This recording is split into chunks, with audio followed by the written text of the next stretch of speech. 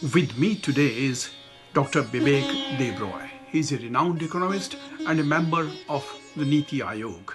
But he has another great interest, the study of Mahabharat. He has published the translation of Mahabharat in 10 volumes. Dr. Debroy, how come this leap into the past from economics to the study of Mahabharat? I've been doing translations for a long time.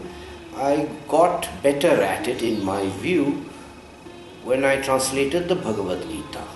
When I translated the Bhagavad Gita, which was published by Penguin, I think in 2005, that gave me a little bit of confidence.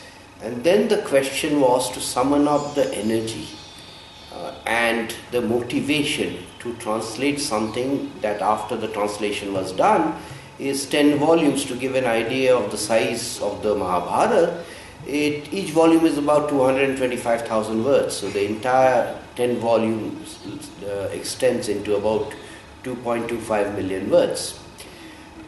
Often people ask me that there are surely so many translations of the Mahabharata floating around, even in English.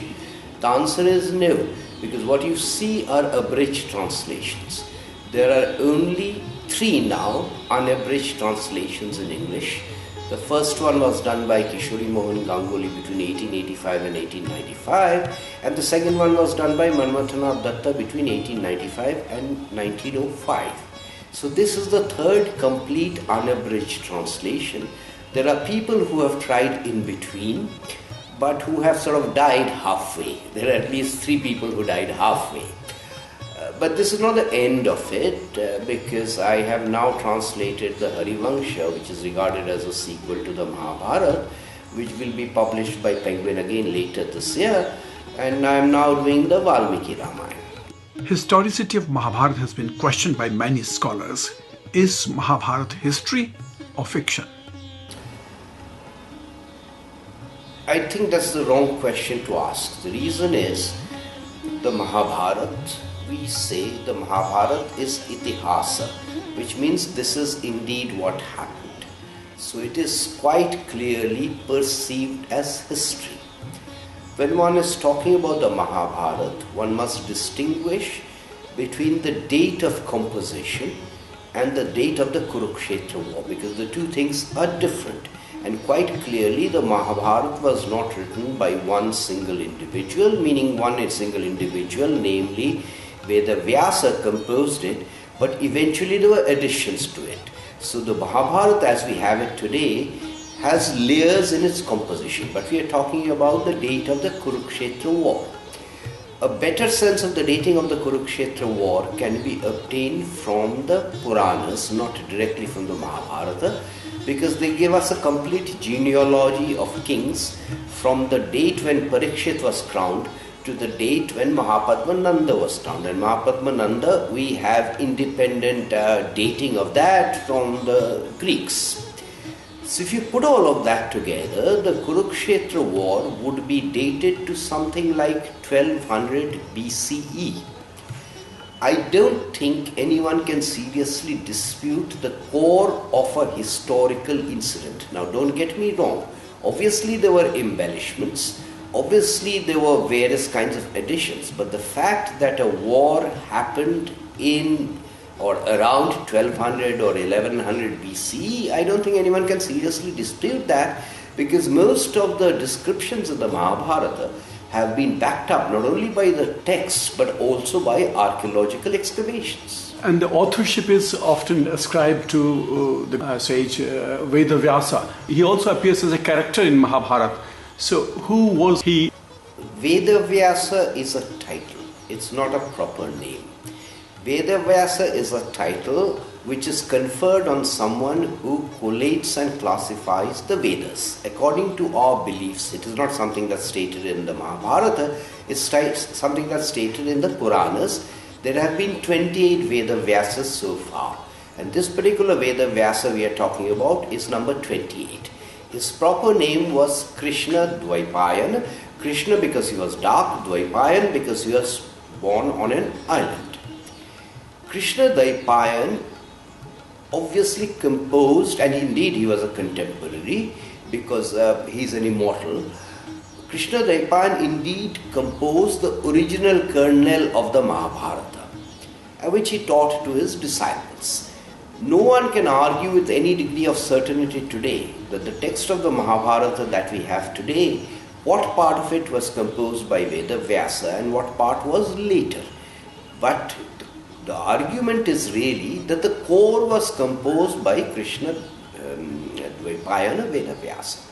And he's a very interesting character. He's son of Satyavati and Sage Parasha, and his grandfather of the main actors of Mahabharata, Kaurava and Pandavas. Tell me something more about him in detail. Well, there's quite a lot to say about Veda Vyasa because he was indeed a contemporary. I should have said this earlier. I didn't want to get into a digression, because that the Mahabharata, unlike the Ramayana, unlike the Valmiki Ramayana, unlike the Ramayana, there is only one Mahabharata, but there were several different versions of the Mahabharata floating around, all of them in Sanskrit, though not necessarily written in the Devanagari script. The Bhandarkar Oriental Research Institute sat through all of these. It took 50 years and produced what is called a critical edition. My translation is based on that. The reason I am saying this is several stories about Veda Vyasa don't occur in the critical edition. For example, in local renderings of the vernacular renderings of the Mahabharata, you will find the story that Veda Vyasa asked someone to write it for him. And he found Ganesha. There's an entire story about that. Now, so far as Veda Vyasa is concerned, in a sense, Veda Vyasa was the father of both Dhritarashtra and Pandu. And when we are trying to, within quotes, judge what the Mahabharata says, one must remember that we should not impose today's norms, social norms and social practices on incidents that happened, let's say, 2000 years ago. So at that particular point in time, putra or son did not mean only a biological son. There were other forms of sons also. So Dhritarashtra and Pandu, after Chitrangad and Vichitravijaya were no longer around, there was no one who could carry forward the Kuru Pandav lineage. So Veda Vyasa, who apparently was very dark, was somewhat terrible to look at, fathered children through Amba and Ambika, through Ambika and Ambalika, and these were Pandu and Dhritarashtra. How do you see these, the role of Bhishma and the role of Dhritarashtra in Mahabharata? I think this Mahabharata, the reason the Mahabharata appeals to us today is because the dilemmas, the conflicts, the situations, the human relationships, the human emotions, the context may have changed, but all of these are things we relate to even today. And one of the things I keep saying is the Mahabharata is not there in black and white. It is not that this is right and that is wrong. Everything is relative. So I would contest what you have just said about Bhishma being unqualified good in some sense and Dhritarashtra being unqualified bad in some sense. Every character in the Mahabharata, whether it is Bhishma or whether it is Dhritarashtra, has a point of view. Each of them follows Dharma, not in the sense of Varnashram Dharma, but Dharma in the sense they understand it, and there are always conflicts about Dharma, and each of them has a point of view.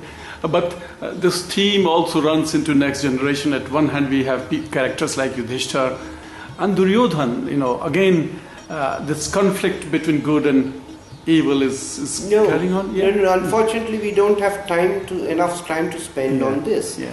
This is based on a fallacious reading of the Mahabharata. It is based on an unabridged reading of the Mahabharata. It is based on TV serials and films which tend to simplify and portray everything in black and white. Duryodhana has a point of view also. Duryodhana half the time is not referred to as Duryodhana, he is referred to as Suyodhana. Not just by his father, but even by others, even by Yudishthira.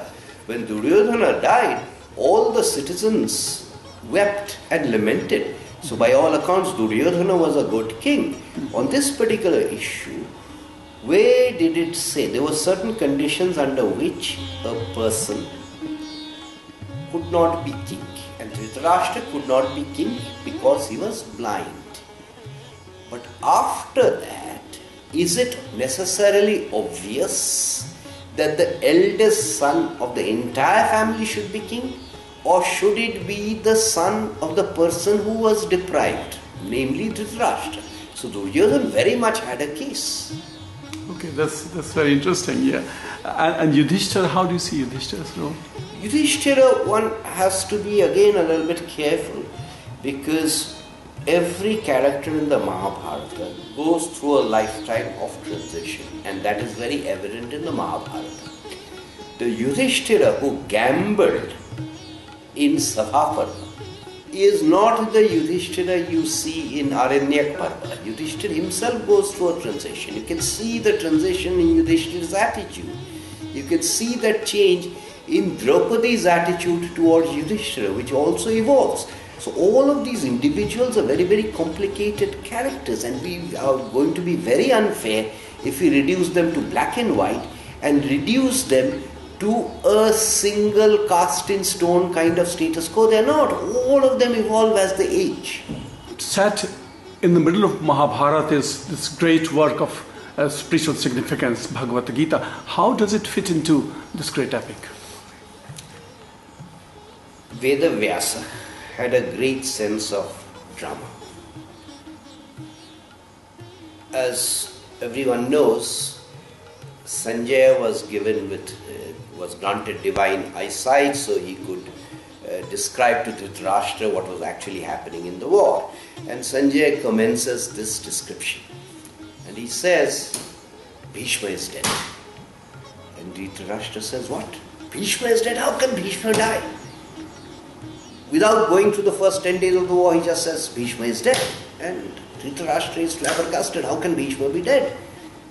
Instead of telling how Bhishma died, immediately the Bhagavad Gita is inserted. So everyone, the reader, Dhritarashtra, everyone is kept in suspense to find out how Bhishma died. So that was the sense of drama. The Bhagavad Gita, the word Gita simply means that it was sung, it was chanted, it was recited. The reason the adjective Bhagavat is needed is because there are at least 10 or 11 Gitas in the Mahabharata. The Bhagavad Gita is not the only one, it may be the most famous, but there are others also. And you need that adjective to distinguish the Bhagavad Gita from something like the Vyasa Gita or something like the Anugita. The Mahabharata is a text about Dharma. Three of the basic schools of our darshan, Sankhya, Yoga and Vedanta, permeate every place in the Mahabharata, not just the Bhagavad Gita. And I will recite a shloka to illustrate what I mean. Yada yada hi dharmasya glanir bhavati parantapa abhyutthanang adharmasya tadatmanang srijamam. I cite this to people and I ask them to tell me where this is from. Almost everyone. Indeed, everyone gets this wrong and says it's from the Bhagavad Gita. It isn't. The Bhagavad Gita says, Yada yada hi dharmasya glanir bhavati bharata. What I quoted is, Yada yada hi dharmasya glanir bhavati parantapa. This, the one I quoted, occurs elsewhere in the Mahabharata. So the Bhagavad Gita is a distillation of the essence of the Upanishads. But shlokas from the Upanishads happen elsewhere also. The reason I am saying all this is all of the Mahabharata is an integrated whole. It is not that you have the Mahabharata and suddenly the Bhagavad Gita has been put in the middle. It's not quite at all like that. How is Bhagavad Gita relevant today?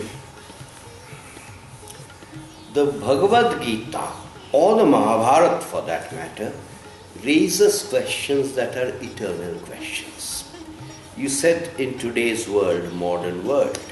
When you say today's world, modern world, as opposed to 2000 years ago, what you are referring to is an individual's relationships with the external world. The external world has changed.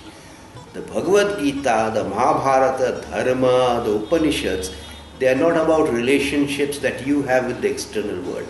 They are about you looking inside you, inwards. That reflection, those questions, who am I, who have I come from, where will I go, these are eternal questions. If at all the evolution of the modern world gives us less time for this inner contemplation and this reflection, these questions, who am I, where have I come from, where will I go, these questions were relevant 2000 years ago. These questions are just as relevant today. These questions will continue to remain relevant 2000 years from now.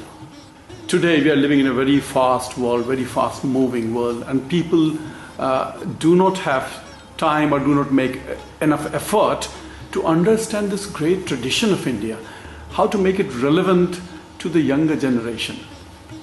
I can answer that at two levels. Firstly, when you said the great tradition is not just the Mahabharata and the Bhagavad Gita that we are talking about.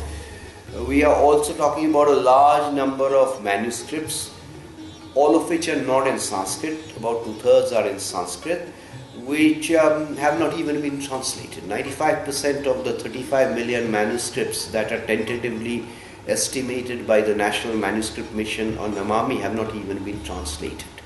And they need to be translated because it's a treasure house of knowledge.